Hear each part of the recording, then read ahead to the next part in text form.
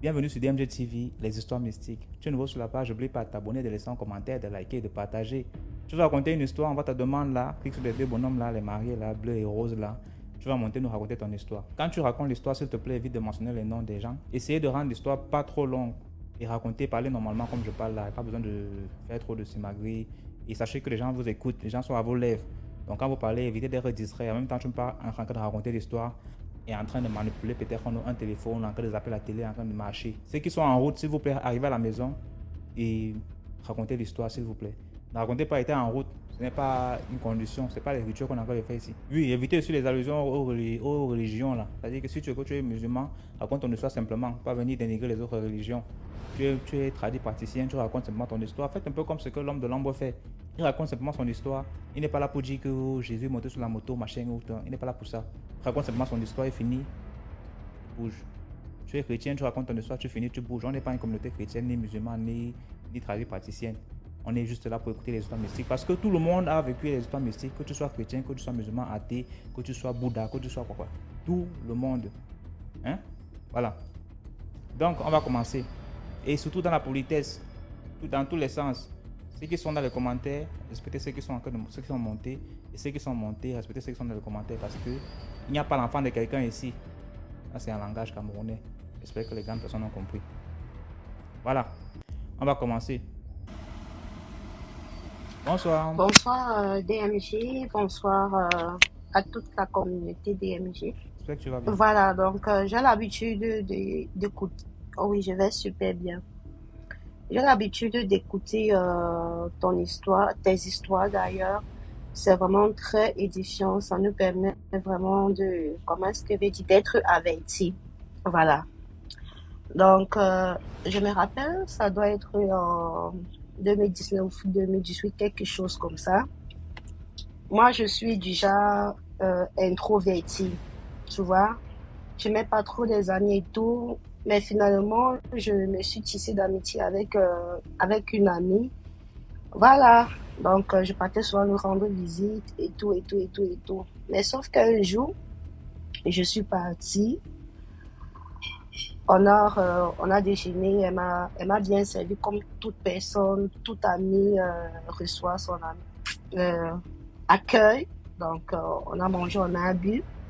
Mais sauf que là, j'étais assise et je ne sais pas, j'étais en train de me maquiller quelque chose comme ça. J'ai voulu prendre son miroir. J'ai voulu prendre son miroir pour me mirer, pour me rassurer que mon visage était... Voilà, vous savez, les femmes, non? La femme veut se rassurer si elle s'est bien maquillée ou son maquillage a coulé et tout.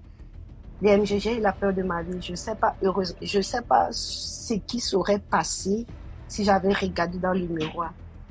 Elle est venue, elle me dit que non, touche pas à mon miroir. Ah! DMG, j'ai flippé. Donc, j'essayais un peu d'imaginer la scène. Qu'est-ce qui serait passé si j'avais regardé dans le miroir, dans son miroir? Et je t'assure que depuis ce jour, j'ai coupé les ponts avec cette fille. Hein.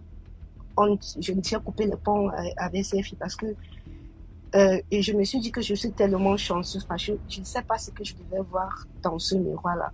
Donc, la morale est que ne touche pas les choses d'une personne que tu ne connais pas. Parce que tu peux toucher un pain, toi tu crois que c'est le pain tout simplement, mais tu ne sais pas, voilà, tu ne sais pas les conséquences qui vont... Oui, je suis radicale, je suis très radicale. Oui, tu ne connais pas les conséquences qui vont venir après DMG. J'ai eu tellement peur.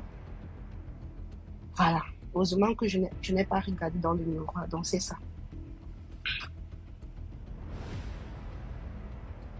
Allô? Et c'est ce que je dis là d'habitude que les effets d'autrui là, même si c'est ta camarade, même si c'est qui pour toi, avant d'utiliser, tu demandes d'abord parce que tu ne sais pas ce que la personne fait. Peut-être la personne est partie voir un marabout, on a donné peut-être une chaussure, peut-être un t-shirt, peut-être un pantalon, peut-être de l'huile.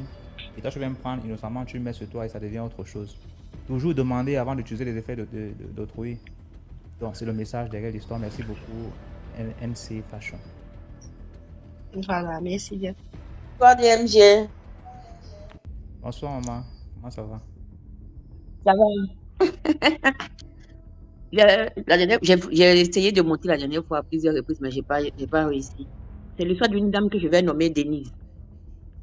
Denise vit en Europe. Et puis, elle est tombée malade. Elle est tombée tellement malade que ça n'allait même pas. À l'hôpital et tout, ça n'allait plus. Et puis, elle a sa cousine, que je vais nommer Marthe. Marthe va lui conseiller de rentrer en contact avec un homme de Dieu. Et voilà. Donc, quand elle va rentrer en contact avec cet homme de Dieu-là, effectivement, elle aura sa guérison. Mais le souci, c'est que Denise, elle est homosexuelle. Elle a plus de 40 ans. Elle n'est jamais sortie avec un homme.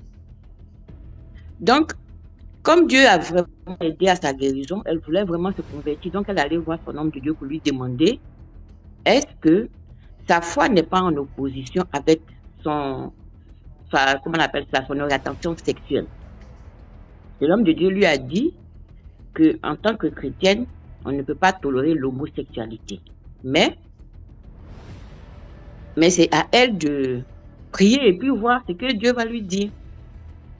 Donc, il lui a donné une huile bénite, une huile d'onction, et puis il lui a donné certaines actions prophétiques à poser. Maintenant, Denise, elle, depuis qu'elle est jeune, elle était d'abord à Abidjan avant d'aller en Europe, mais le jour qu'elle devait partir, sa mère lui a remis une statuette. Que voilà, ça c'est ton compagnon, c'est comme un jouet, bon, faut pas te détacher de ça. Donc quand elle a commencé à prier, elle a jeté tout ce qui est l'histoire de marabout et autres, mais la statuette, elle n'a pas jeté parce qu'elle a pensé que c'était un truc inoffensif. Donc, elle a pris la statuette, elle a mis ça en haut de son placard. Et quand elle a pris la décision de demander à Dieu, est-ce que son orientation sexuelle n'est pas un problème pour elle? Quand elle prie, la nuit, elle dort, elle voit un gros serpent dans son placard, sur le placard. Donc, elle se réveille le matin,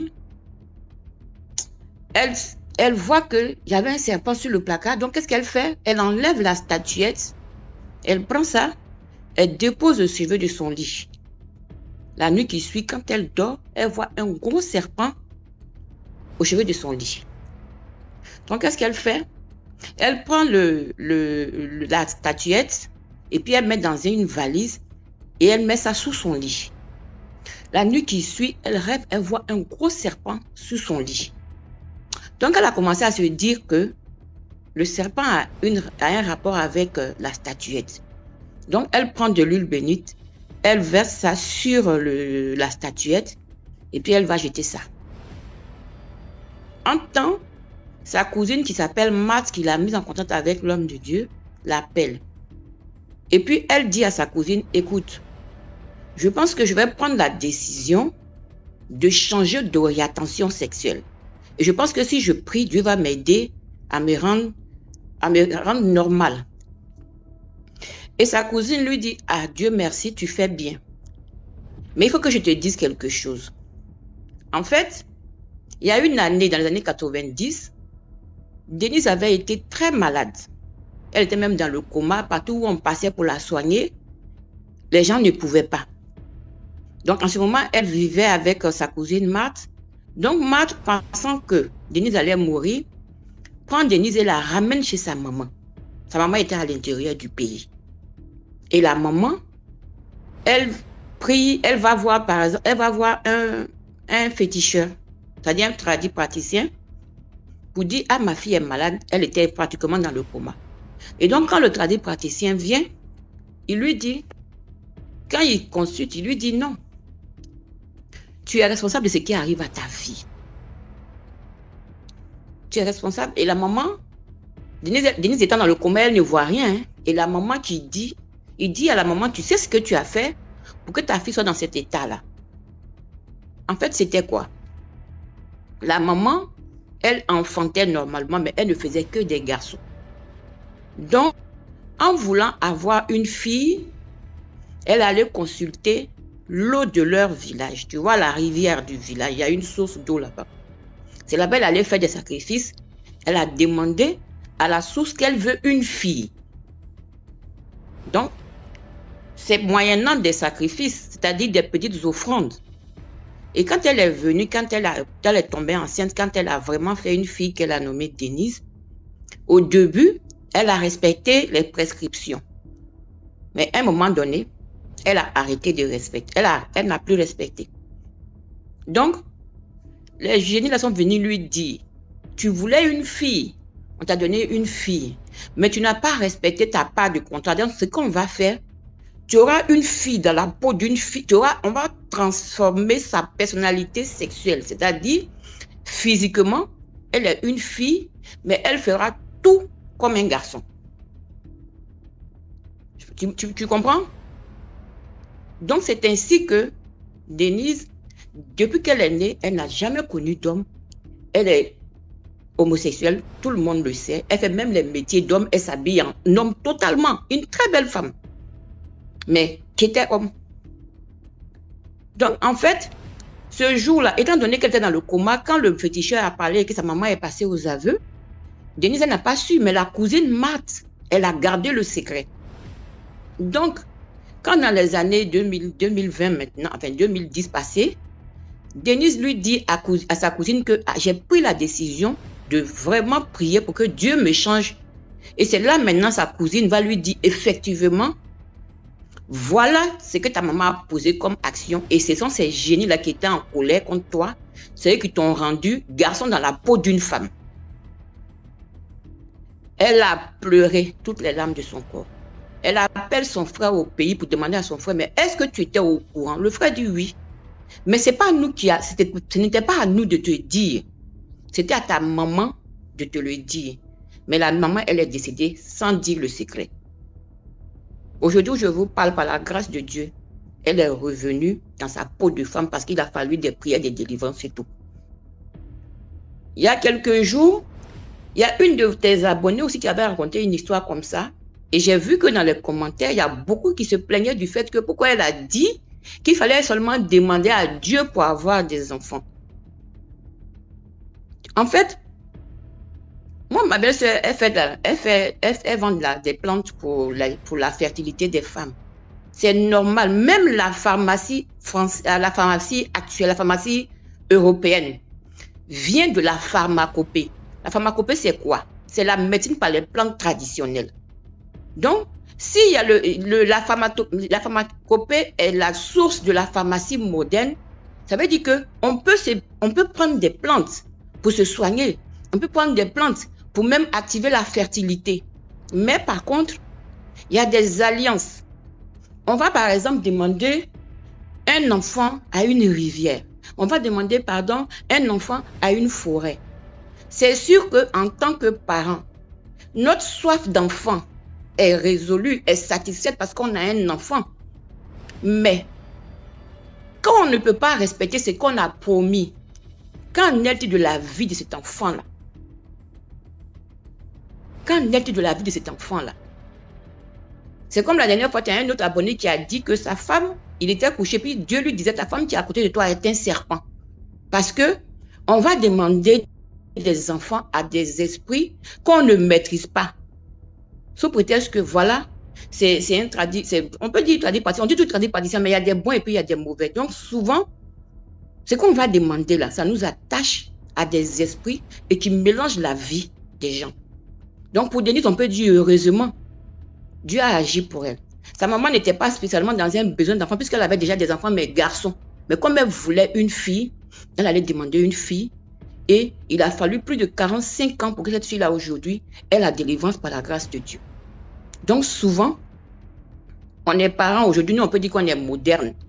Mais faisons quand même attention à nos demandes et à qui on demande. Voilà. Merci beaucoup pour l'histoire. Bonsoir. Bonsoir DMJ. J'espère que Comment tu vous vas? allez bien. Très bien, et toi? Ça va. Likez, partagez. Bon, ce soir, je suis montée parce que je voulais vous raconter mon histoire. Enfin, mon histoire, c'est un peu trop long. L'histoire de mon nom. Voilà. Donc, le jour de ma naissance, mon homonyme est décédé. Et donc, mon grand-père, il sait comment il s'est arrangé avec sa sœur, donc il m'a donné son nom. Et j'ai grandi. Mon grand-père me racontait souvent, il me disait, ça c'était ma sœur préférée. Elle était belle, elle était intelligente et je crois qu'elle a eu plus de 16 enfants, si je ne me trompe pas. Mais quand je suis née, il n'y a que 3 qui étaient encore vivants, si je ne me trompe pas. Et quand j'ai eu mon bac et le jour où quand je commençais à faire mon visa pour venir en France, j'avais pas mal de difficultés. Je ne comprenais pas. Donc, à chaque fois, moi, je me pliais, je pleurais dans la maison, je me demandais, mais qu'est-ce qui ne va pas, qu'est-ce qui m'arrive et tout ça. Et c'est comme ça qu'un jour, on est à la maison, mon copain et moi, et je rentre en transe. Quand je rentre en transe, c'est vraiment explosif parce que je me blesse même moi-même, je me fais du mal et tout ça. Et ma grand-mère arrive. Et mon ex, il a eu l'ingénieuse idée de filmer parce qu'il a vu une caméra. Il a placé une caméra et il est en train de filmer la scène. Et quand j'ai revu tout ce qui s'est passé, mon homonyme est rentrée dans mon corps et elle était en train de parler. Elle posait la question à ma grand-mère parce que ma grand-mère était là. Elle posait à ma grand-mère la question, mais comment c'est possible que moi, je n'ai pas fait des études, pourquoi mon homonyme ne répète pas mon histoire?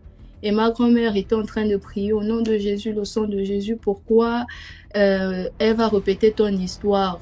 Est-ce qu'on avait prévu ça et tout? Parce que ma grand-mère est chrétienne.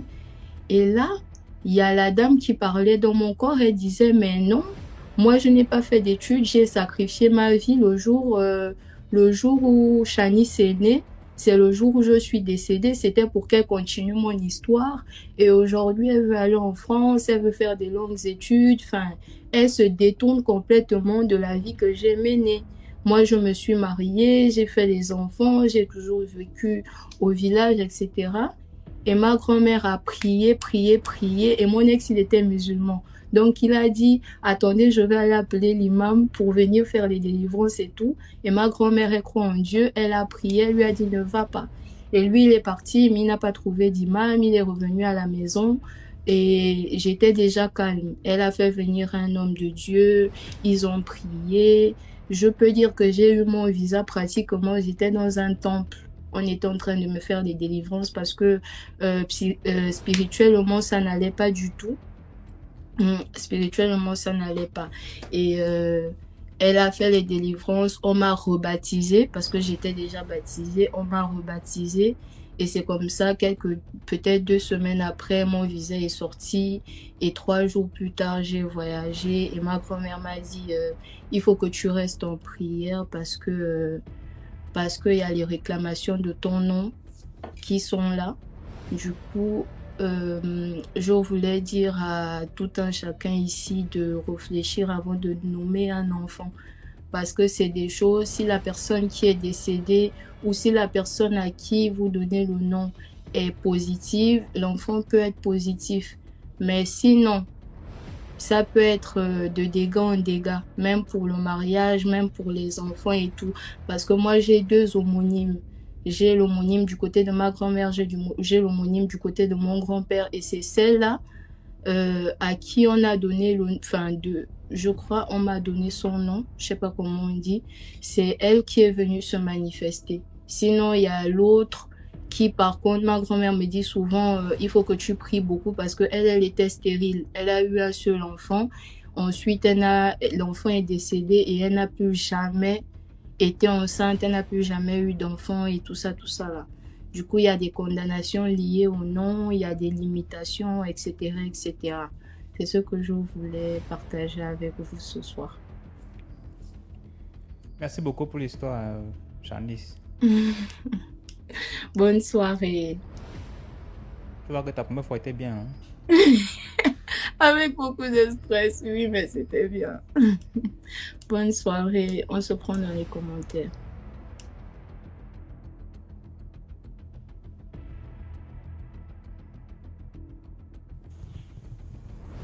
Bonsoir, Sinclair le matou.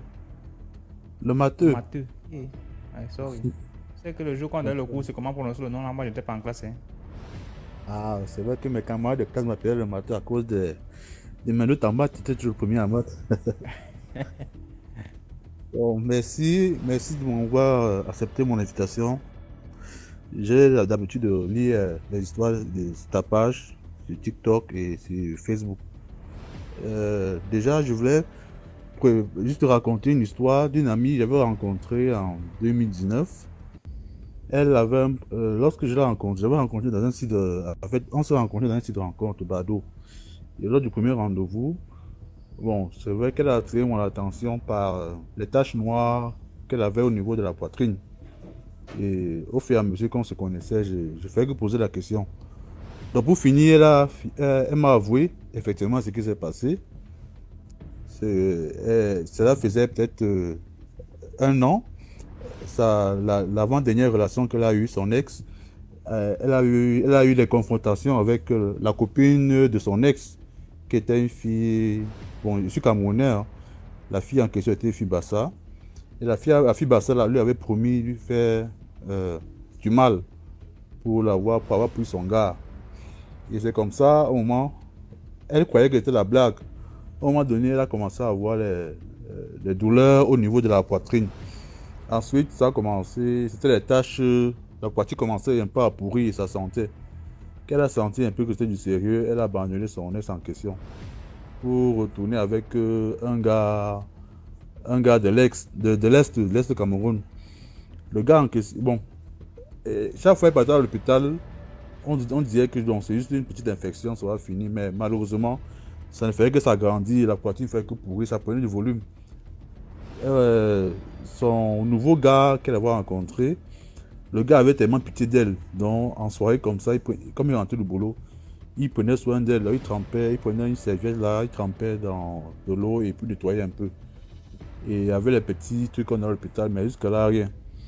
Et le gars, ensuite, ayant tellement pitié d'elle, il appelle sa maman à l'Est pour dire que maman, j'ai ma copine ici, elle ne va pas, elle a un truc qui est en train de pousser sur sa poitrine. Il veut savoir ce qui se passe, est-ce qu'il y a un moyen de la sauver. Sa mère dit que bon, viens vite au village. Il y a les pygmées là il y a un pygmée qu'elle connaît qui résout souvent ça le problème. C'est un sort qu'on a lancé sur elle. C'est comme ça donc qu'il amène la fille là-bas à l'est, dans un village là au fond du village.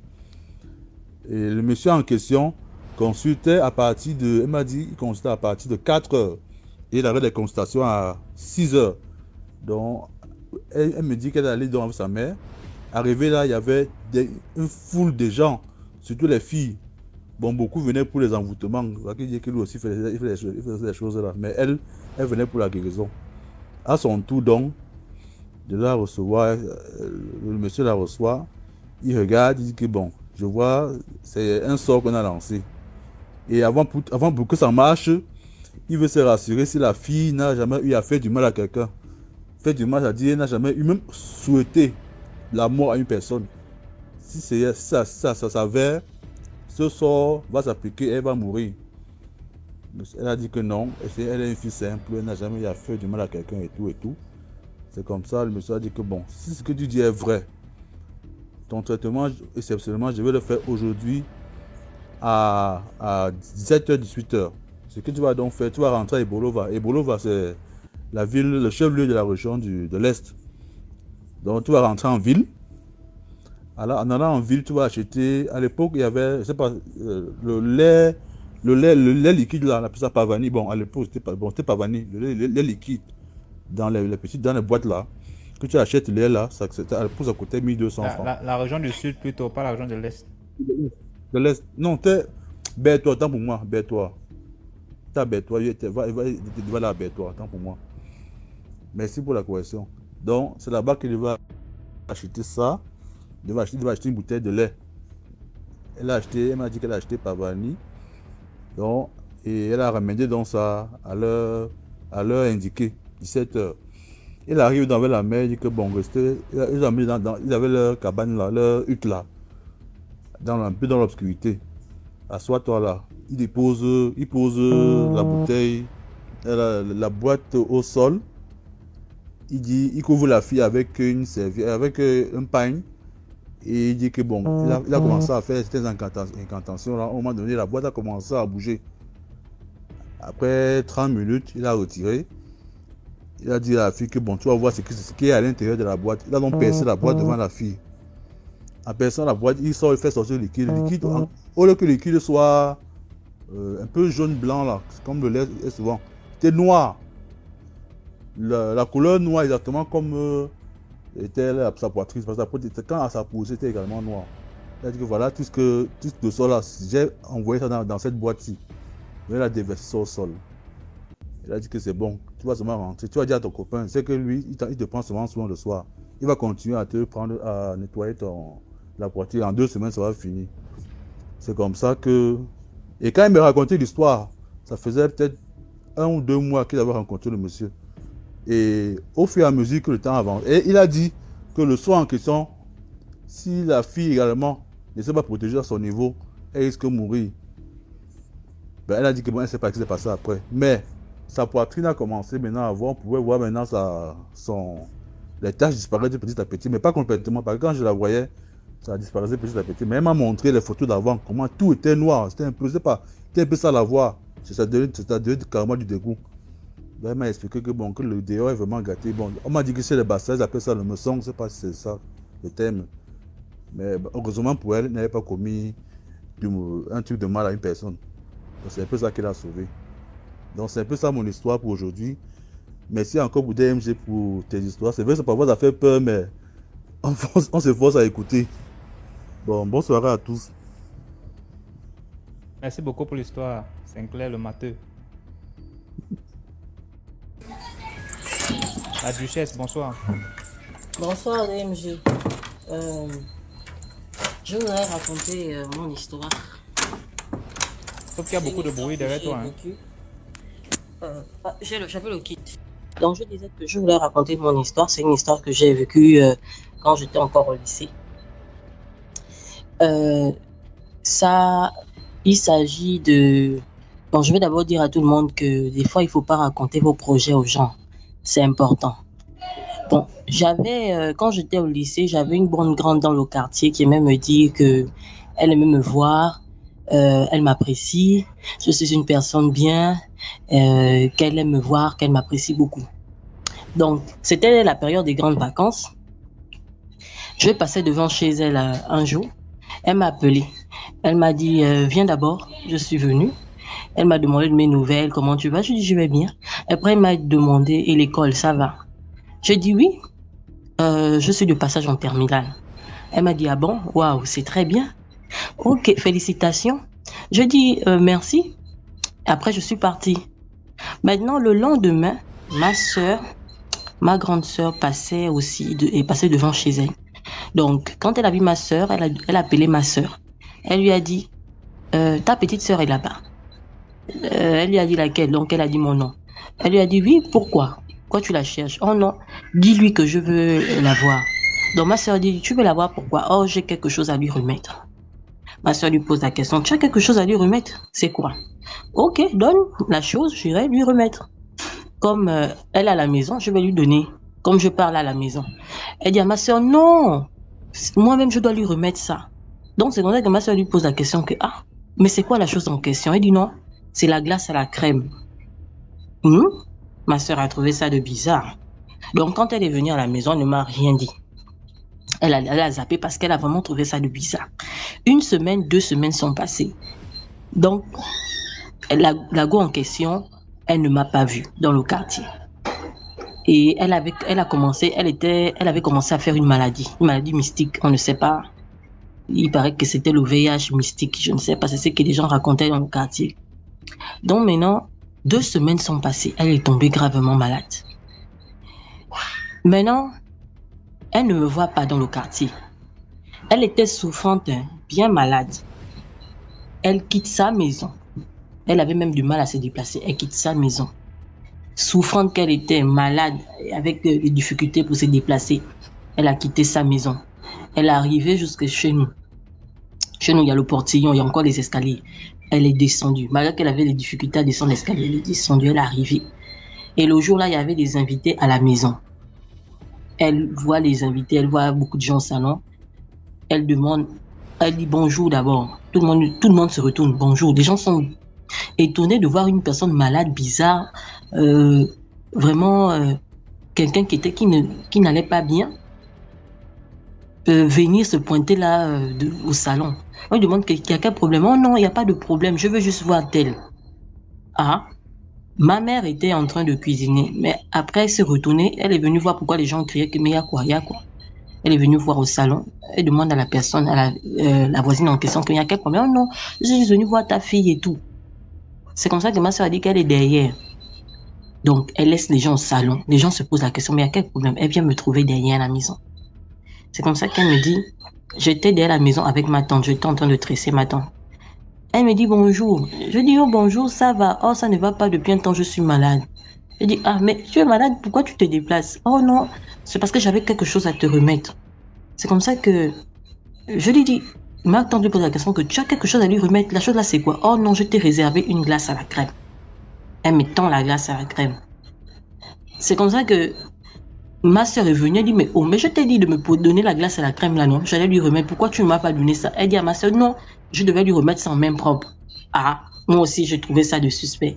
J'ai dit, ok, donne-moi la glace. Après, ma mère est vite venue. Dès qu'elle a vu ma mère venir vers elle, pour lui dire que tu fais quoi là? Elle est repartie en sursautant. Donc c'est comme ça que ma mère m'a dit que tu veux faire quoi avec la glace? Je dis, je ne sais pas, elle est venue me donner ça. C'est comme ça que ma soeur commence à me dire que moi aussi je trouvais ça de bizarre. Quand je suis passée devant chez eux, elle m'a appelé pour me dire que je te dis de venir chez elle parce qu'elle a quelque chose à te remettre. C'est comme ça que ma mère a pris la glace à la crème là. Elle allait jeter ça dans la maison. Même pas, je crois, le lendemain ou 2 jours après, elle est décédée. Donc, quand moi j'ai entendu qu'elle est décédée, je suis allée voir un pasteur exorciste. Je suis allée demander que, mais ce qui s'est passé là, dernièrement là, c'est vraiment bizarre. Hein? C'est vraiment bizarre. Est-ce que, pasteur, vous pouvez pas voir ce qui s'est passé? Donc, c'est comme ça que le pasteur me relate qu'effectivement, la personne avait une maladie mystique. Dans son monde mystique, on lui a demandé d'échanger de vie avec une personne par hasard dans le quartier. Peu importe le lien, vous n'avez pas besoin d'avoir un lien. On lui a juste demandé d'échanger sa vie parce qu'elle s'apprêtait à mourir. Donc, on lui a dit d'échanger sa vie avec quelqu'un par hasard, donc comme ça dans le quartier. Et c'est toi qu'elle avait choisi pour échanger sa vie. Donc, toi, tu devais mourir à la place et elle devait prendre ta vie. Donc, elle devait rajeunir. Je tiens à conseiller les gens ici qui m'écoutent aujourd'hui, ce soir, que il faut faire attention avec qui on sourit dans le quartier. C'est pas tout le monde forcément qui nous veut du bien. Il y a des gens, surtout des gens qui meurent là, qui font le vampire, ou bien des personnes qu'on a déjà destinées. En tout cas, des personnes dont la vie... en tout cas, faites attention. Faites attention aux gens qui vous apprécient dans le quartier. Parce que quand les gens là, qui font le vampire, qui rampent la nuit là, quand on leur demande d'échanger de vie avec une personne, il ne suffit pas que vous soyez parenté par lien de sang. Ils peuvent prendre n'importe qui et échanger votre vie contre la sienne. Donc, c'était ça mon histoire. Et... l'histoire, la duchesse. Bonne soirée. De rien. Bonne soirée à toi aussi. Merci. J'espère que le message est passé. Aujourd'hui, quelqu'un a voulu échanger son état avec une glace et tout et tout. Vous avez écouté plusieurs histoires sur la page DMG TV où, pour échanger la malchance, il suffit de coucher avec un homme et l'abandonner avec tous ses habits, sortir nu et fuir pour laisser la malchance à l'homme.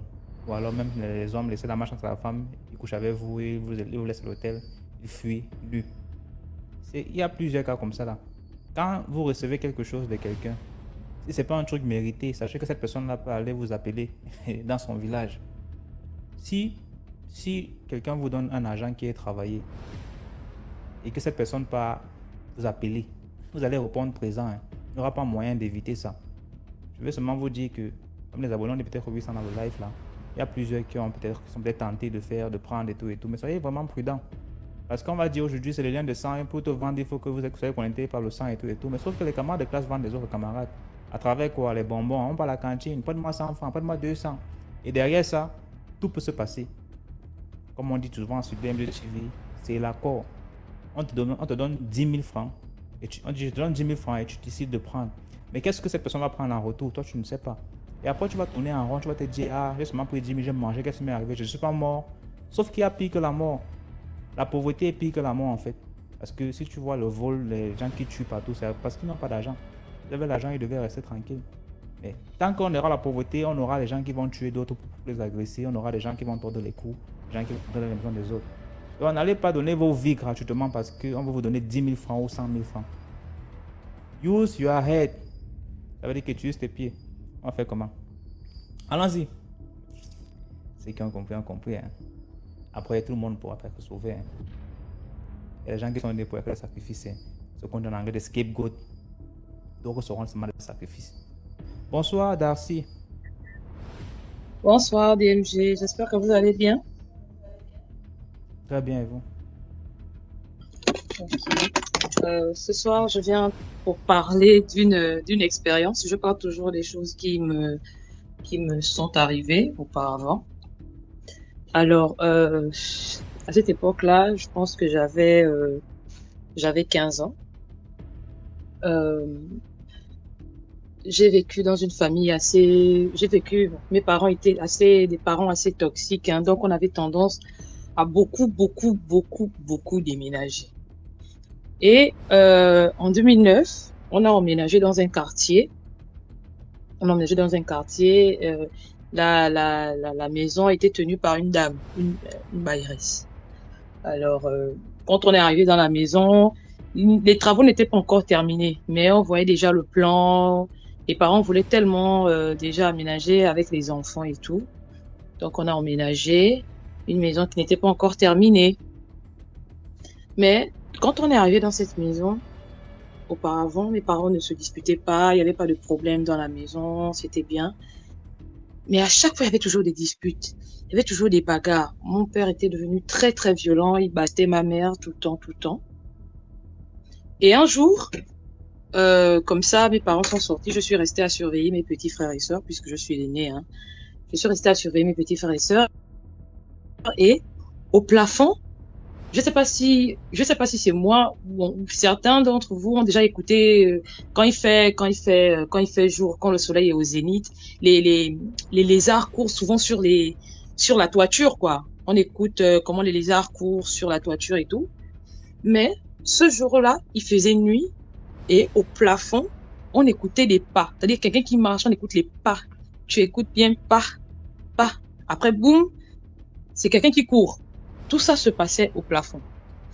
Au départ, mes parents ont négligé. J'ai expliqué ça à mes parents hein, quand ils sont revenus d'un mariage. Je leur ai dit non, mais on dirait qu'il y a quelqu'un au plafond.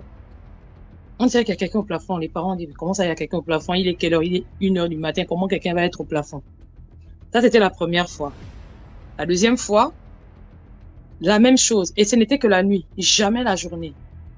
On avait une maison de 2 chambres, il y avait un long couloir. Et les bruits étaient plus prononcés au niveau du couloir. C'est-à-dire on écoute d'abord les bruits de pas, quelqu'un qui marche, ensuite la personne court. C'était comme ça à chaque fois. Et un jour, mes parents ont remarqué ça. Mes parents ont remarqué que les bruits devenaient maintenant trop, c'était tout le temps, tous les soirs, toutes les nuits, à partir de 21h, 22h, on écoutait ça. Au départ, on se disait que c'était les rats. Mais ce n'était pas les rats. Et un jour, puisque notre bailleresse n'était pas loin de la maison, hein, on va dire, tu sors de la maison, sa maison est à quelques pâtés de là. Quand on sort de la maison, il y a l'un des neveux de la dame, hein, qui était âgé de 30 ans à l'époque, qui appelle ma mère, puisque ma mère elle est super sociable, c'est une femme qui va vers les gens, elle est totalement ouverte à tout le monde. Donc, un jour, le jeune homme appelle ma mère, puisqu'il appréciait beaucoup ma mère. Il dit à ma mère, maman, est-ce que je peux te parler sur le côté? Ma mère dit, oui, il n'y a pas de problème. Elle l'appelle, elle dit, vous avez écouté ces derniers jours, depuis votre arrivée, vous avez écouté des bruits de pas, n'est-ce pas? Ma mère dit, ben oui, c'est vrai, on a écouté des bruits, comme quelqu'un qui court. Le jeune homme dit, oui, comme si quelqu'un marchait sur le plafond. La vieille dit oui, quoi, c'est les rats. Le jeune homme dit non, ce ne sont pas les rats. Il y a les vestiges d'un être humain sur le plafond. La mère dit quoi? Et quoi c'est? Les vestiges, les ossements humains. Il y a les ossements humains au plafond. Comment ça, il y a les ossements humains? Il dit non, c'est ma tante. Ma tante est dans la franc-maçonnerie et toutes les maisons qu'elle a construites, il y a toujours des vestiges humains. Donc, ma mère ne croit pas. Elle va à l'église, elle explique ça à l'église que voilà, il y a mon petit voisin qui m'a expliqué qu'il y a des vestiges et tout, et tout, et tout. Et le pasteur a dit à la vieille d'aller prier. Il dit, quand tu rentres à la maison, prie. Prie d'abord et tout. Et ma mère a eu une révélation que la dame est dans la franc-maçonnerie. Du moins, elle est dans une secte satanique. Et toutes les maisons qu'elle a construites, il y a des vestiges humains. Il y a des vestiges humains dans toutes ces maisons. En fait, elle emprisonnait, les vestiges de la personne sont emprisonnés dans la maison pour faire fructifier les biens de la dame. Tout ce que la femme avait, ce sont les vestiges en question qui lui apportaient de l'argent. Et les esprits qui sont dans les maisons aspiraient l'énergie et ne les... Hello? Mais quand on a aménagé dans cette maison, il y avait tout le temps... Allô? Tu as reçu un appel, n'est-ce pas? Oui. J'ai raccroché. Donc, je disais que il y avait tout le temps des disputes alors qu'auparavant, il n'y avait pas de disputes. Et c'est à ce moment-là que les parents ont décidé de faire des enquêtes. Mon père a fait des enquêtes. On a cassé le plafond. On a découvert des ossements humains au plafond. On a demandé à la dame de justifier. Elle a dit oui, c'est peut-être des rats, je ne sais pas, mais ça, c'est pas des êtres humains et tout et tout. Ça a fait grand bruit à cette époque-là. Et on a toutes ces maisons, toutes les maisons que la dame tenait avaient des ossements humains. Et le pasteur à l'époque disait que cette dame-là enfermait des fantômes dans toutes les maisons. Et le problème encore dans ça, c'est qu'on est arrivé dans la maison, on n'a pas purifié la maison, on est arrivé, on s'est juste installé avec nos effets, on n'a pas purifié, on n'a pas prié, du coup, tout ce qu'on avait, on avait même des maladies bizarres, on se retrouvait chaque mois, l'un de nous devait toujours tomber malade. Chaque mois, c'était comme ça. Et après ça, mes parents ont décidé qu'on déménage, on a dû déménager, on a voulu porter plainte à la dame. Mais ma mère a décidé que ce n'était pas nécessaire. Le mieux, c'est de partir. Le mieux, c'est de partir. On est parti. Je rappelle que l'histoire s'est passée en 2009. Et aujourd'hui, on a appris que la dame est décédée. Elle est décédée en 2019. Hein. Elle est décédée en 2019, crise cardiaque dans sa voiture. Donc, le conseil que je donnerais ce soir, ce serait ne rentrez pas dans une maison juste parce que vous avez hâte. Purifiez d'abord la maison. Faites tout ce que vous voulez, que ce soit les chrétiens, que ce soit les traditionalistes. Purifiez toujours une maison parce qu'on ne sait pas. Peut-être qu'il y a des maisons qui ont été construites sous des cimetières ou encore. Voilà, c'est juste ce que je voulais raconter ce soir. Merci et bonne soirée à tous. Merci beaucoup, Darcy. À les commentaires.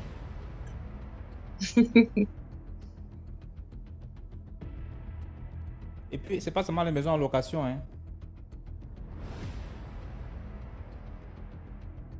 C'est pas seulement les maisons en location, même les maisons que vous avez construites. Parce que quand vous finissez de construire la maison, peut-être quand c'est encore tourné simplement, là, il y a des gens qui dorment là-bas dedans. Hein. Les gens entrent dans vos maisons dormir et vous savez pas ce qu'ils viennent faire là-bas. Donc, protégez-vous, hein. Bonsoir. Bonsoir DMG, comment vas-tu? Très bien, et toi? Ah, fatiguée. Il y a une histoire que je vais raconter. C'était il y a quelques années. Je vais appeler la jeune fille Aurélia et le garçon dans l'histoire, je veux l'appeler Jean. Donc, Aurélia a rencontré Jean sur les bancs de l'école. C'est-à-dire en terminale. Elle a eu son bac, elle allait apprendre en France, lui aussi, mais ils n'étaient pas dans la même ville. Elle était par exemple à Paris et lui, il était à Montpellier, donc ils se voyaient tous les week-ends et tout ça. C'était vraiment un amour puissant, hein. Ils s'aimaient énormément. ils étaient fusionnels et tout ça. Mais c'est vrai que Jean était vraiment très, très possessif. Hein. C'était le genre qui ne voulait pas que ça, elle sorte, qu'elle fréquente des gens, qu'elle ait des amis. Il voulait simplement elle soit entièrement à lui, qu'elle fasse fac maison et que le week-end, elle vienne le voir. Donc, au bout de 4 ans, Aurélia, elle aussi, elle était lassée de la relation. Parce que c'était le seul homme qu'elle avait connu, donc elle voulait quand même connaître quelqu'un d'autre. Elle voulait... Oh, merci, envoyez-moi aussi les cadeaux. Mon Dieu, envoyez-moi aussi les cadeaux. Donc, elle aimait beaucoup le garçon, mais elle s'est rendue compte qu'à un moment donné, il étouffait, qu'elle voulait vivre autre chose. Elle avait connu que ce garçon-là. Elle voulait aussi... Elle s'est dit, bon, c'est ma jeunesse aussi, que quand même que je rencontre d'autres gars, d'autres relations. Et elle en a parlé franchement avec Jean, que Jean, là où tu me vois là, moi vraiment, ça fait 5 ans qu'on a une relation intense, fusionnelle, exclusive. Et moi, je ne suis plus heureuse. J'ai envie de vivre autre chose, de connaître autre chose sans vraiment vouloir te manquer de respect, vraiment, et tout ça là. Donc, quand Aurélia prend maintenant ses distances, Jean est tellement désarçonné qu'il rentre au pays. Il rentre au Gabon, il est triste, il en parle à sa famille, puis surtout que toute sa famille... Ah, le cœur là, c'est pour moi. Tout est pour DMG. En plus, il est tellement beau, DMG, mon Dieu. Il est tellement mignon. C'est pas vous l'envoyer les cadeaux, moi, vous m'envoyez rien. C'est pas grave. Merci. Donc, il va maintenant à Libreville, il rentre au Gabon et tout ça. Il parle avec sa famille et tout.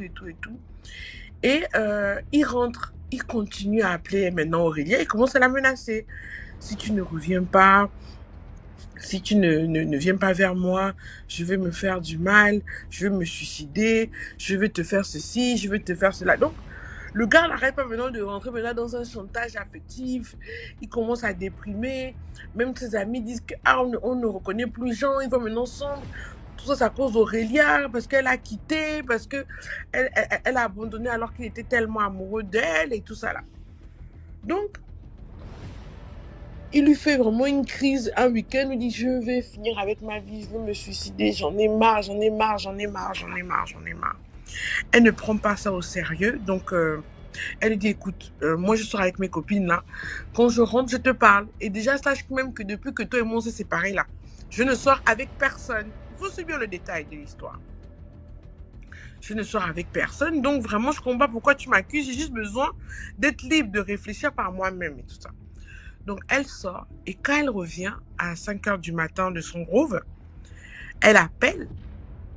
C'est le SAMU qui décroche. Tu sais qu'en France, c'est le SAMU qui décroche, quoi. Elle dit, quoi? Qu'est-ce qui se passe? Ils disent, non, on est en train d'emmener à l'hôpital. Tel l'hôpital, si vous pouvez, vous venez. Donc, elle crie, elle hurle. Et quand elle va à l'hôpital, elle se rend compte que le garçon, Jean, s'est suicidé. Il a fait tentative, il s'est suicidé, il est mort. Il s'est suicidé, il est mort. Tout le monde la juge, tout le monde crie sur elle, les amis de Jean, la famille de Jean. Tout le monde lui fait un tollé au point où elle-même tombe dans une dépression nerveuse. Elle tombe dans une dépression nerveuse au point où elle ne rêve plus, elle ne mange plus, elle perd vraiment les pédales en fait. Et elle décide d'aller quand même aller à la tombe de son ex quand elle arrive au Gabon pour aller quand même le saluer. C'est là où l'histoire commence. Quand elle décide d'aller voir là où son ex est enterré, sa belle famille dit, on va te montrer là où il est enterré, voilà, et tout ça là, voilà même là où il est, et tout ça, c'est là où il se trouve, voilà son cercueil et tout ça là. On va bientôt mettre le ciment, on va bientôt faire le mausolée, on va bientôt vraiment faire un truc grandiose qui lui ressemble et tout ça là. Quand elle va là-bas, elle se met à genoux, elle prie, elle pleure. Subio, DMG, elle se lève, elle rentre chez elle. À partir de là, ses problèmes commencent.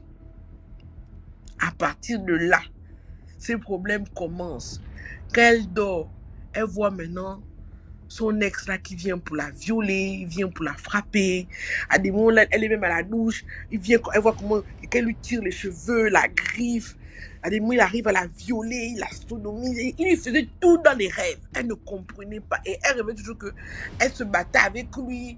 Il voulait l'emmener quelque part. Et à un moment donné, elle a commencé maintenant à déprimer sérieusement, à vouloir se suicider, tout ça là.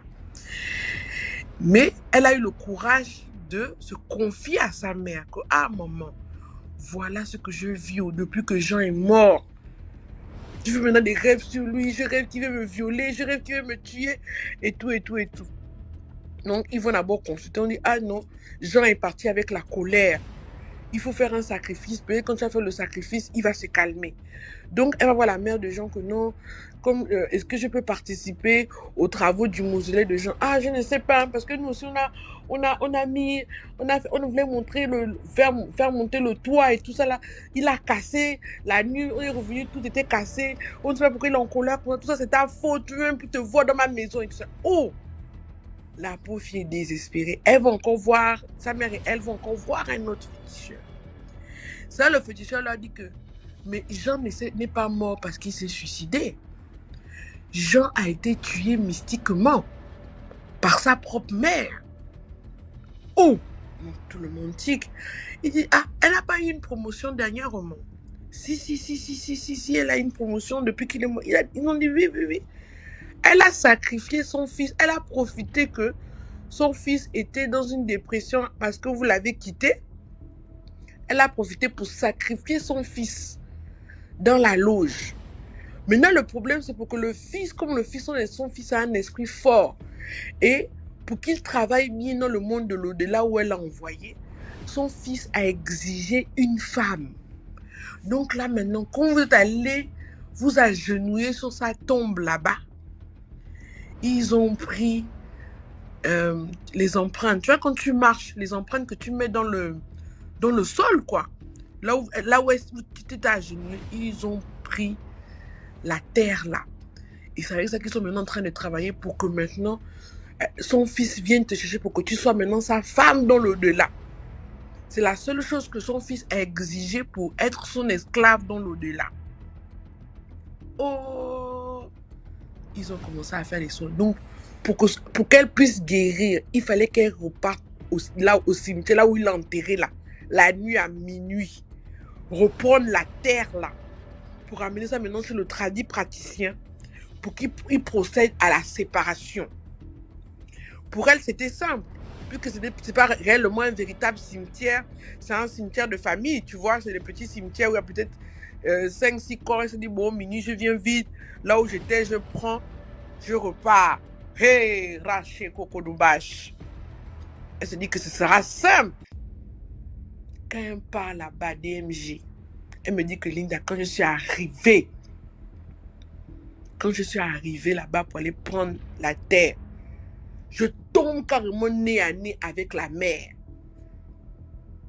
Et la mer mesurait carrément 2,50 m. Quand je tombe sur elle comme ça là, elle était la géante. En train de me dire que tu vas passer par où? Donc, elle a dû faire demi-tour pour aller expliquer son tradit praticien que je n'ai pas pu prendre la terre. Parce que quand je suis arrivée là-bas, j'ai vu la belle-mère là-bas. Elle mesurait 2,50 m. Je n'ai pas pu passer, j'ai eu peur. Notre président a dit que, moi je pensais que le cimetière était simple. Ok, je vais maintenant t'accompagner, je vais partir avec toi. Donc maintenant, mais c'est toi qui dois prendre la terre. Donc le Nganga est parti avec elle. Quand ils sont arrivés là-bas, même scénario, la mère qui était là-bas, 2,50 m, vous passez par où? Donc le Nganga, lui, il a commencé maintenant à parler avec elle, à lui envoyer le citron. En tout cas, il envoyait des plantes, des herbes, lui jetait ça. Donc c'était maintenant combat spirituel entre la mère et puis le Nganga. Pendant que les deux sont en train de se battre comme ça, la fille court. Elle va maintenant prendre la terre. Quand elle revient comme ça, le Nganga est toujours en train de se battre. Il dit, mon Dieu, elle est venue, elle n'est pas seule, elle a amené ces gens de la loge et tout. Va chez moi, va chercher telle chose, tu reviens. La fille a dit, quoi? Je vais ramener quoi? Il fallait qu'elle ramène... il fallait qu'elle ramène une peau, voilà, une peau de moussingi, je ne sais pas quoi. C'est la peau d'un animal, c'est la peau comme d'un écureuil en fait. C'est la peau d'un écureuil que les gens utilisent ici, qu'on appelle moussingi. Donc elle court chez le Nganga. Elle fouille, elle demande à la femme du Nganga, on lui donne la peau de moussingi là. Elle revient, elle donne son ganga. Elle dit que Linda, c'est pas, on a dit devant mes yeux. Quand le ganga a seulement pris la peau de Musingila, et lui et la femme, ils ont disparu sous mes yeux. Ils se sont volatilisés. Quand elle a vu ça, elle n'a même plus demandé son reste. Elle a fui, elle est repartie attendre le ganga chez lui. Il était peut-être 3 heures, 2 heures quand elle est repartie attendre chez lui. Au moins, il va attendre pour ça chez lui. C'est là où le gars réapparaît vers les 5 heures avec les griffures, les trucs comme ça. Il a dit que vraiment, ta belle-mère là, ce n'est pas une petite fille. Elle a l'habitude de faire ça. Elle était même la femme de nuit de ton petit ami là. Et elle est le mari de nuit de toutes ses filles. C'est là où il a procédé à la délivrance de la fille et tout ça là. Elle a arrêté de faire les mauvais rêves. Elle a arrêté de se trouver dans des situations bizarres. Et finalement, la belle-mère là, elle a perdu son travail et elle est morte. Elle est morte quelque temps après, en fait, quelque temps après la délivrance de la connaissance là. C'est-à-dire qu'il faut vraiment faire attention avec les empreintes. On m'a raconté beaucoup d'histoires il y a 2 jours là avec les empreintes. C'est que quand on va quelque part, surtout quand c'était une mort où on t'a accusé, il ne faut pas mettre les pieds n'importe où. On t'a déjà accusé de tout et n'importe quoi. Donc, tu ne sais pas comment les gens là vont t'en vouloir pour te faire du mal. Donc, même les empreintes là, que tu t'agenouilles ou bien tu marches, on prend ça, on peut te faire du mal. Soyons vraiment dans la prière et dans la concentration. Le mal vient de partout. Tant qu'on va vivre, on va toujours entendre de nouvelles histoires. Donc, c'est ce que moi, je voulais partager avec vous ce soir. En fait, Donc, oui, GMG, tu dis? Merci beaucoup. Voilà, Merci c'est beaucoup. seulement Parce que ça. les empreintes, justement, quand on parle souvent de... On a bien tu devant ta porte là, c'est parce que justement, on sait que tu marches, tu passes par là pour chez toi. Donc, si on veut te prendre, c'est devant ta porte qu'on va te prendre. Surtout ceux qui habitent dans les Donc, cours c'est- communes, il c'est faut ça. toujours verser, avant de sortir de ta maison, il faut toujours verser l'eau où tu as mis un peu de sel avant de sortir. Tu verses devant ta porte et puis tu sors. Pas tous les jours, il faut sortir maintenant comme un mouton, tu ouvres la bouche, tu sors. Cours commune, n'importe qui peut venir verser quelque chose devant ta porte. Chez nous, on appelle ça le fusil nocturne. On vend ça à 500 là au marché. Quelqu'un finit avec toi. Ah. Ok, c'était mon conseil. Merci beaucoup. Bonne nuit. Bisous. Non, je reste là, je peux peut-être remonter Bonne nuit à toi après. aussi. Fabiola, bonsoir. Bonsoir. Comment tu vas? Bonsoir tout le monde, je vais bien, merci. Donc, Ok. d'abord, je tenais à vous féliciter pour le concept. Je vous ai connu il n'y a pas longtemps et j'aime bien en fait. Donc, c'est une histoire que mon grand-père m'a racontée au village, au Gabon. En fait, lorsqu'il était plus jeune, il aimait bien les sorties, il aimait les grooves et tout. Et donc, il est sorti un soir, ils sont allés au snack, ils ont groové entre amis et tout. Et là, il rencontre une fille. La fille vraiment jaune banane en fait. Ce sont des métisses en fait, on les appelle les jaunes bananes au Gabon. Elle est métisse, elle gloss, ils sont que non, là il a trouvé la femme de sa vie. Donc toute la soirée et tout, ça chill, ça prend la boisson, c'est lui qui gère et tout. Et la go lui dit non au petit matin vers les 5 heures. Elle lui dit non, je veux qu'on rentre ensemble. Il dit mais tu vas rentrer avec moi, comment et tout, on vient de se connaître. Mais il est déjà bourré. Ils sont ok. Il n'y a pas de problème, on y va. Donc il sort, il dit à ses amis que non, moi je rentre avec la go là, on va se voir demain et tout. Mais tu rentres comment, tu ne la connais pas? Oh non, il y a quoi, il n'y a rien, machin et tout. Il insiste. Il part, il prend le clando avec la fille. C'est même la fille qui dit qu'elle va payer, il n'y a pas de problème. Ils montent comme ça, ils vont. Ils roulent. La go dit au taximan arrête. Le taximan dit mais comment ça tu t'arrêtes ici? Donc mon grand-père et tout, il est déjà un peu bourré, donc il ne se rend pas trop compte de la conversation entre la fille et le chauffeur. Oh, vous descendez ici, vous êtes sûr? Oui, ma maison est juste là et tout. Donc il descend du taxi. Quand il marche comme ça, mon grand-père dit qu'il a vu une grande maison blanche. La maison était tellement belle. Mais toi, tu es l'enfant de qui? Tu es l'enfant de quel ministre dans le pays là? Oh non, on va en parler demain et tout. Rentrons. Ils rentrent dans la maison.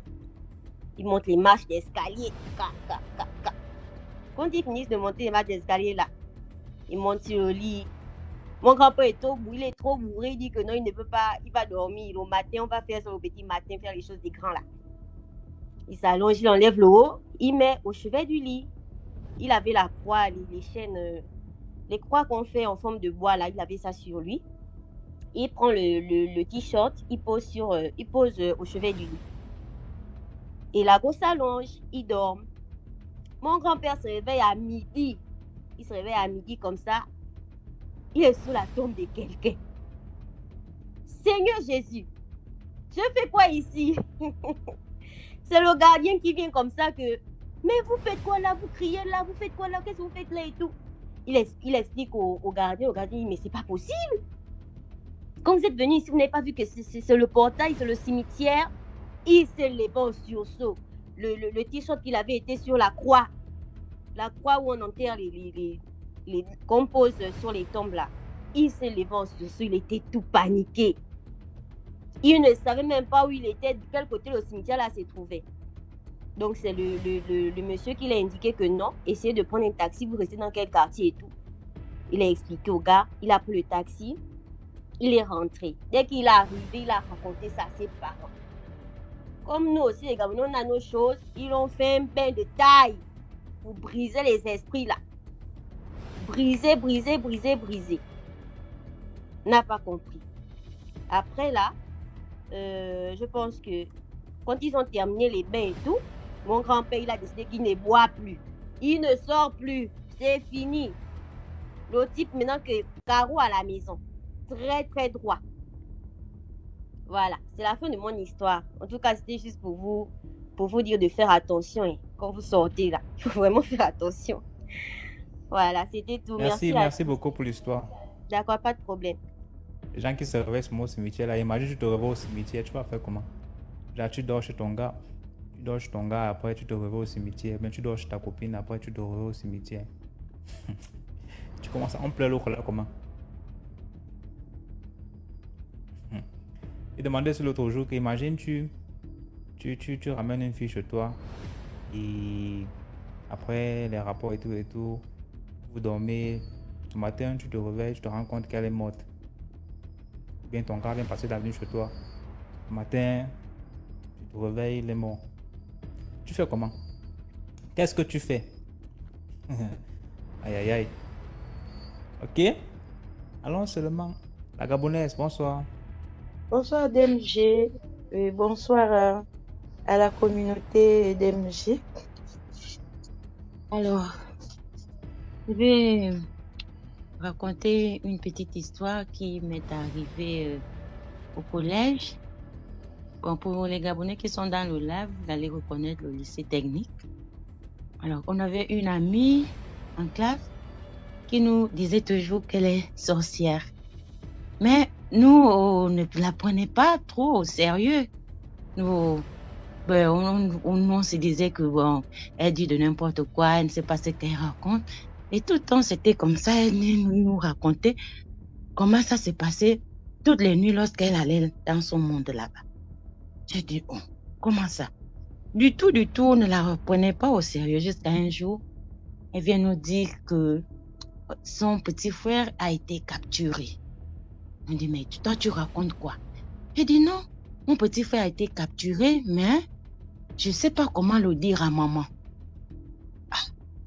Jusque-là, nous, elle racontait et puis bon, nous, on était là, seulement ça nous faisait rire. Jusqu'à un jour maintenant, elle vient nous dire, ah, les filles, mon petit frère est gravement malade, mais je sais de quoi mon petit frère est malade, mais je ne sais pas comment le dire à mes parents. Je dis, attends, toi, tu es sérieuse là?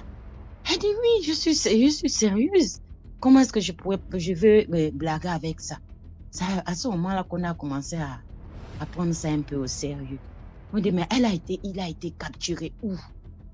Elle dit, mais je vous dis que je suis sorcière. Dans notre monde là-bas.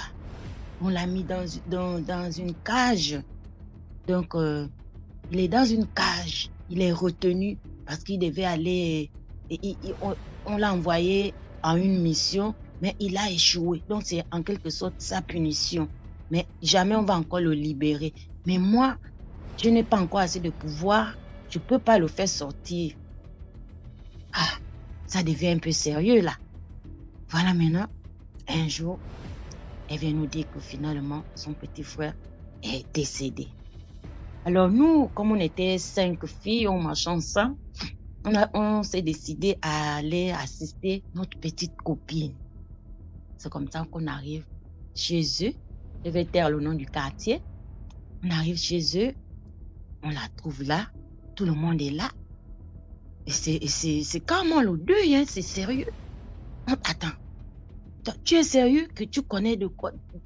Et d'une nuit, bon, mais nous aussi, c'est pas, si elle-même n'arrive pas à dire à ses parents, c'est pas nous qui allons dire à ses parents que non, l'enfant est retenu dans le monde de la sorcellerie. Déjà, on va même pas nous prendre au sérieux. Donc, jusqu'à ce que son petit frère a été enterré et puis elle a continué dans sa chose et l'année qui a suivi, moi je n'étais plus là-bas. Donc, je ne sais pas qu'est-ce qu'elle est devenue. Donc, c'était un peu ça, ma petite histoire. Merci beaucoup, la Gabonaise. Rien. Bonsoir. Bonsoir DMG. C'est le Gabon. Bonsoir DMG. Non, c'est Roselyne Cameroun.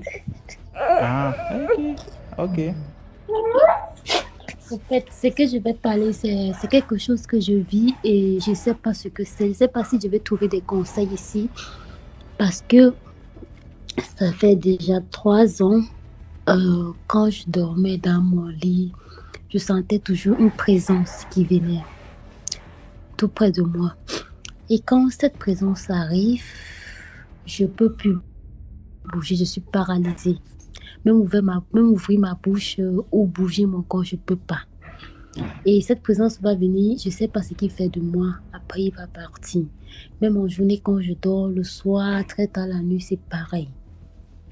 Après un moment, j'ai fait un rêve dans lequel quelqu'un m'a dit que j'ai rencontré un homme qui m'avait initié dans la sorcellerie. Et je ne sais pas, j'ai beaucoup prié et ça a un peu cessé, mais ça revient de temps en temps depuis quelques moments. L'autre jour, quand je dormais à 6 heures du matin et j'ai vu une grenouille, donc je vois ça vient comme si je vois, c'est comme si je vivais la chose, mais je suis endormie, mais je ne sais pas comment ça se passe. Je vois une grenouille qui saute et monte sur mon lit, qui cherche à entrer dans ma bouche. Je me mets à prier, la chose disparaît. Le lendemain encore, je vois la même chose, mais qui vient en forme d'araignée, une grosse araignée. Pareil, je me mets à prier et la chose disparaît. Hier soir encore pareillement, je vois c'est plutôt un serpent qui est venu. Un gros serpent bien long qui est venu entrer par ma main. Entrer en moi et après j'entends une voix. J'entends une grosse voix. Tu vois la voix dans les films nigériens, des voix démoniaques là. J'entends une très grosse voix, mais je n'ai pas compris ce que cette voix-là disait. J'ai même prié, je n'avais pas pu prier. J'étais tellement forte que je n'ai pas pu prier. Donc, je ne sais pas si je peux trouver quelqu'un qui peut m'aider à prier et que je puisse trouver la délivrance. Parce que c'est très compliqué. Tu vois, comme tu dis que quand tu pries, ça disparaît. Ça veut dire que maintenant, il te faut des prières qui vont non seulement faire disparaître, mais chasser définitivement. Et à un moment donné, si c'est que tu n'as pas assez de foi, tu as besoin de gens qui vont t'accompagner. Tu as donc besoin de gens qui vont... ils appellent ça comment? Assister, quoi. Donc, voilà. Qui vont prier avec toi pour que ça parte. Essaye simplement de t'approcher de ton guide spirituel. Vous allez pouvoir prier vraiment avec des prières de combat, prières de tu vois. Donc, si c'est que tu ne peux pas réussir seul, tu as besoin d'aide. C'est comme ça que ça se passe. Oh, j'espère que je vais trouver vraiment d'aide parce que j'ai même peur le soir quand je vais me coucher. J'ai très peur parce que je ne sais pas ce qui va encore se passer. Vraiment, c'est compliqué. Ok, merci. C'était ce que j'allais demander. Courage à toi. Merci pour tout ce que tu fais. Que Dieu continue à te bénir. Bye. Merci et beaucoup de courage à toi aussi. Surtout demain dans la prière. Merci. La prière, c'est ta solution. Merci. Ok, merci. D'accord. C'est une bonne soirée. Bonsoir, Demi. Bonsoir. Allô, Bonsoir, comment tu vas? je vais bien. J'espère que vous aussi vous vous portez bien. Très bien, merci. Bien, moi, je viens du Cameroun. Bon, c'est pour parler d'une situation que je vis. J'ai rencontré un monsieur. Bon, disons, il est du Nord. Et au début, tout allait bien. Il m'appelait constamment en journée, on se voyait. Mais depuis un certain moment, la plupart du temps, il m'appelle uniquement aux environs de minuit.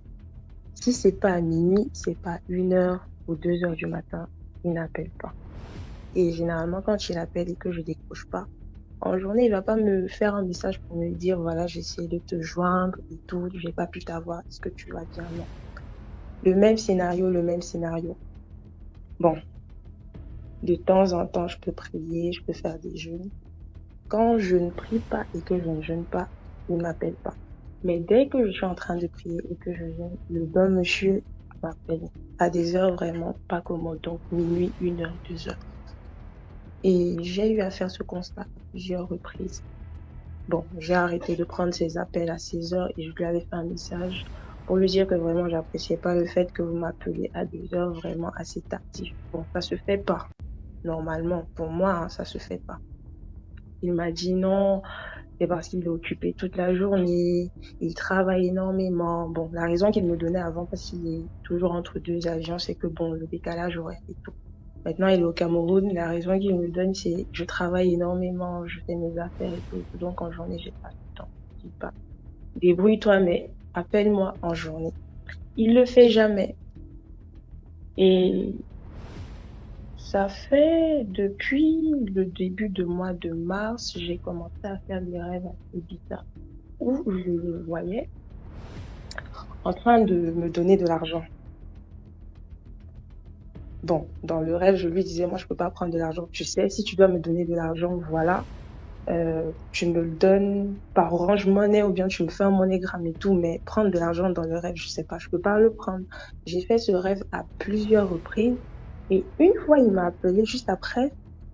Bon, le lendemain du rêve, il m'appelle et toujours à des heures vraiment bizarres.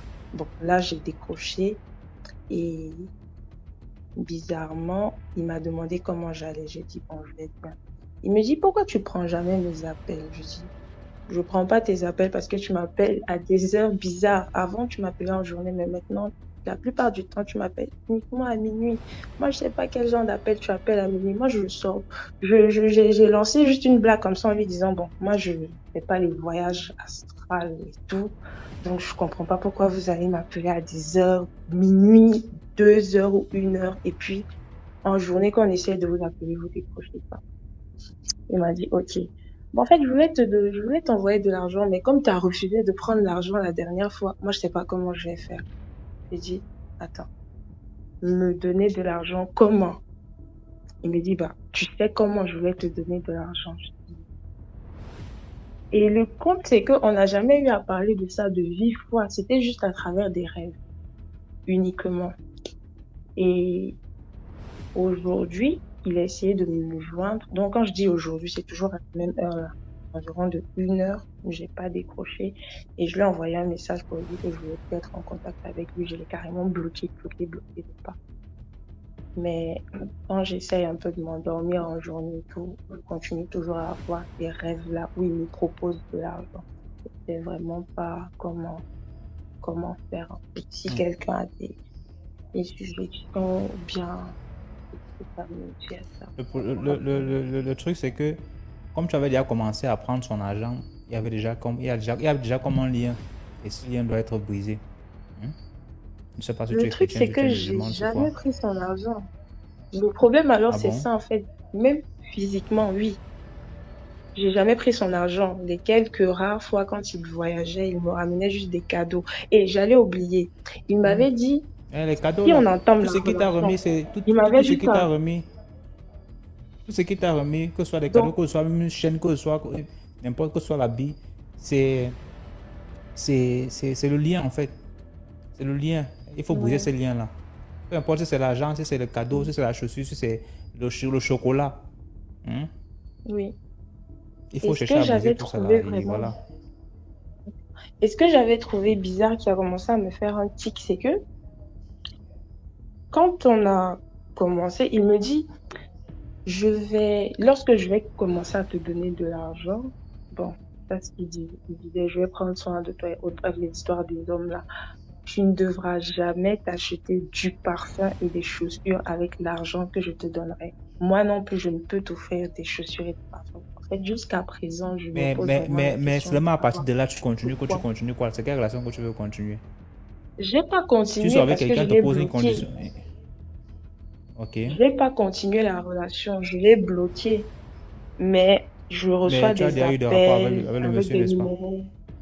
Non, non, parce que même se Ok. voir, c'était compliqué. Parce que s'il fallait qu'on se voie, c'était toujours à des heures tardives.